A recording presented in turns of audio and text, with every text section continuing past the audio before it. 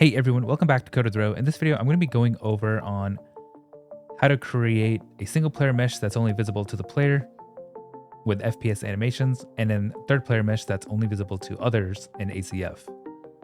So let's go ahead and get started. So I have this low poly shooter pack character that I've converted into an ACF character.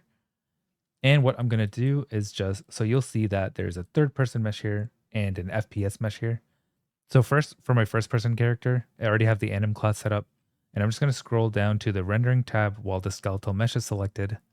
So down here in the rendering tab, I'm going to open up the advanced section and scroll down to where it says only owner see and owner no see. So for my first person animations, I'm going to check this only owner see just to make sure that the owner of the pawn, which is me in this case, will only see these animations. And make sure that owner no see, which means whoever's not the owner, will not be able to see this. So other players won't be able to see my first person. And then I have this third person character, and I'll scroll down to the rendering again and just do that vice versa. So I'm going to make sure that owner no see is checked so that I can't see it, but others can. And then for the only owner see, I'm going to uncheck this and make sure that it's set to false. And let's make sure that I can't see it, but the people who are not owners can see it.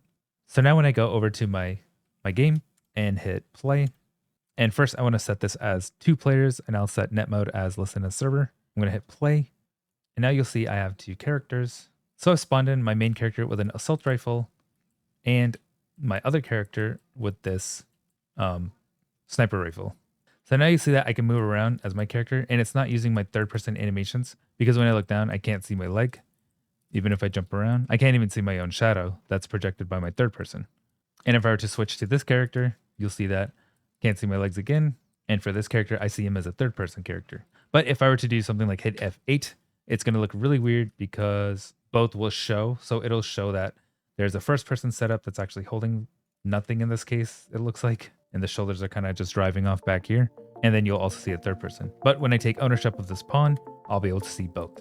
And yeah, thanks for watching Code Without. Like, subscribe, comment below what you want to see next, and I'll see you in the next video.